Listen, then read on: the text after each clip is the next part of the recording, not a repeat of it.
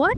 Is the H-1B lottery a scam? Yes, the H-1B lottery is rigged against Indians and I have proof. Have you ever seen random posts online from Indians where they're talking about how they've been applying for the lottery for years, some people even 5, 6 years, and they just don't seem to get it? Doesn't it seem odd to you? Yeah, it does seem very odd, and I see it on Quora, I see it on Reddit. We also talk daily to people that are facing this issue as well, so it's a very prominent issue essentially. Well, let me tell you why that is. And I found out this data, and I feel this is critical that we bring it out, especially to the people watching this, because some of you guys might be waiting for H-1B. But the thing is, if you have an Indian passport, if you are an Indian passport holder, what I realize is that your chances of getting approved in the lottery, of getting selected in the lottery, seem to be rigged. Take a look at this data right over here. The chart will show you that 75% of the people last year who applied for the H-1B were in fact from India. Yeah. And then take a look at other countries. 10% from China. Then we have 5% from Canada, so on and so forth. However, when you look at the approvals, and here's the key. Approvals, yes, there's a cap, there's a lottery, I understand. But overall, in the grand scheme of things, I don't feel that with a big number like 85,000, all of a sudden there's a difference of 15% that should come with the approval rates. So the people who are actually getting approved, 60% of them are Indians. That's it. The rest of them are not Indians. So even though Chinese people, only 10% of them were actually a part of the lottery, 15% of them are getting approved. Yeah. Something seems wrong over here. Yeah, that's actually very strange because there's such a small number of people from other countries getting such higher approval rates essentially for the H-1B. That doesn't make sense. Yeah, I mean, 10, 15% doesn't seem like a major difference, but when it comes to 85,000 people, real lives, Yeah. that's big numbers we're speaking about over there. Exactly. That impacts so Thousands of many people. people's lives, yeah. But hey, isn't the H-1B going through a reform? Like last year, there was beneficiary-centric selection. So that means that multiple application of one person got submerged into one application Yeah. only. That's true. That's true. And there was this big H-1B scam going on. If you look at the acceptance rates over here, the acceptance rates were continually dropping till the fiscal year 2024. And then 2025, they went back up by 7%.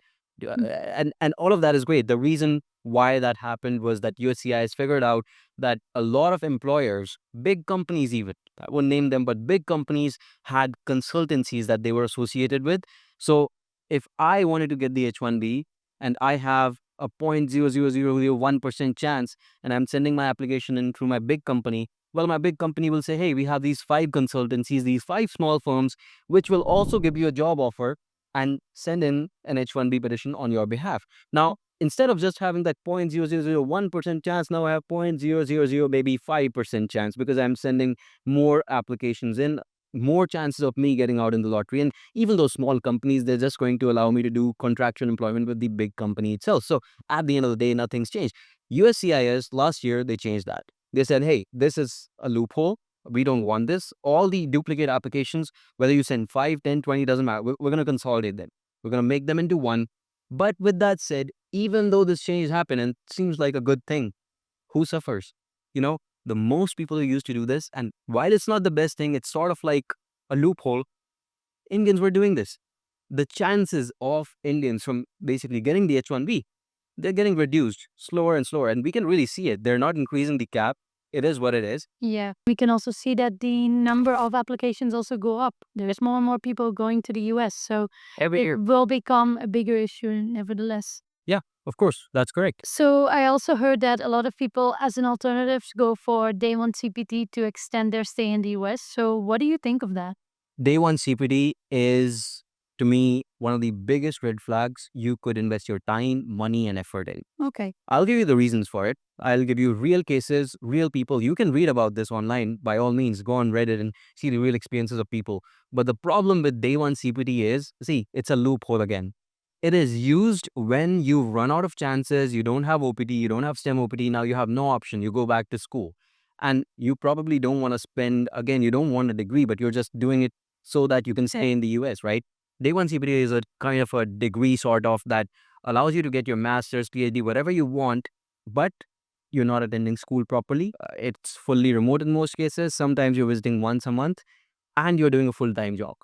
That is day one CPT. So you're still continuing with your organization. Many organizations, big employers involved in this, they're okay with this. But the red flag is that these universities, these are tier 3, worst of the worst universities that you probably don't want to go to. Yeah.